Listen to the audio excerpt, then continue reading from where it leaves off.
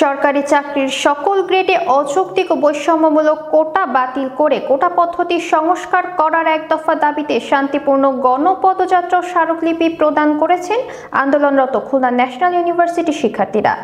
রোববার সকালে নগরীর হাদিস পার্ক থেকে মিছিল নিয়ে জেলা প্রশাসকের কার্যালয়ের সামনে অবস্থান করেন শিক্ষার্থীরা। এ সময় তারা বিভিন্ন স্লোগান দিয়ে পদযাত্রা বেগবান করে তোলেন। পরে বিভিন্ন ন্যাশনাল ইউনিভার্সিটি থেকে আসা কোটা আন্দোলনের নেতারা জেলা প্রশাসক খন্দকার ইয়াসির আরিফিনের হাতে স্মারকলিপি তুলে দেন। আন্দোলন চলাকালীন সভায় শান্তিপূর্ণ, জনদুর্ভোগ মুক্ত ও জরুরি সেবার পরিবহন চলাচলের দিকে খেয়াল রাখার আহ্বান জানান জেলা প্রশাসক।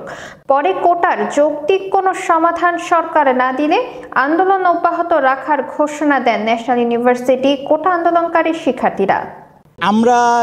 আমরা ইতিমধ্যে নিশ্চিত হয়েছি হাইকোর্ট থেকে যে রায়টা এসেছে, যে 18 সালের প্রজ্ঞাপন বাতিল করে যে রায়টা এসেছে তার একটা আংশিক কপি আমরা হাতে পেয়েছি।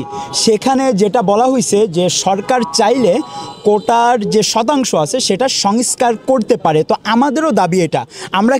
আমি বারবার স্পষ্টভাবে বলছি, আমরা কিন্তু কোটা ব্যবস্থার বিলুপ্তি চাই না, আমরা চাই সংস্কার। তো আমরা এখনও দাবি চলছে এই জন্য যে এতদিন সরকার আমাদেরকে হাইকোর্ট দেখিয়েছে, সরকার আমাদেরকে বলেছে এটা এখন হাইকোর্টের বিষয়।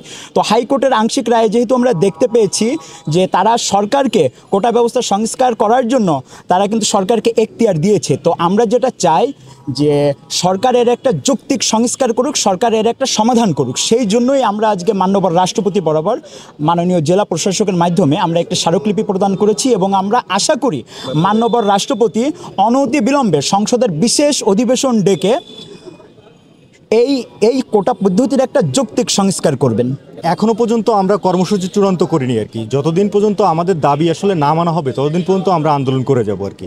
আমরা শান্তিপূর্ণভাবে আন্দোলন করে যাচ্ছি। সাধারণ শিক্ষার্থীদের আমাদের এই আন্দোলনের সমর্থন আছে এবং আপনারা জানেন যে সারা দেশে শিক্ষার্থীরা কিভাবে রাস্তায় নেমে পড়েছে। এবং আমরা আবারও বলছি, যতক্ষণ পর্যন্ত আমাদের দাবি না মানা হবে, এক দফা দাবি না মানা হবে, ততক্ষণ পর্যন্ত আমরা আন্দোলন চালিয়ে যাব। একটা রায় তো এসেছে বা একটা সমাধানের দিকে যাচ্ছে, তারপরেও কেন আন্দোলন চলছে? না, আমরা তো স্পষ্ট করে বলেছি যে আমাদের দাবি আসলে নির্বাহী বিভাগের কাছে সকল প্রকার কোটা বাতিল করে অবিলম্বে কোটার একটা যৌক্তিক সংস্কার করতে হবে। এটা কিন্তু আমাদের নির্বাহী বিভাগের কাছে দাবি, আমাদের কাছে আদালতের কাছে কোনো দাবি আমাদের নাই আর কি।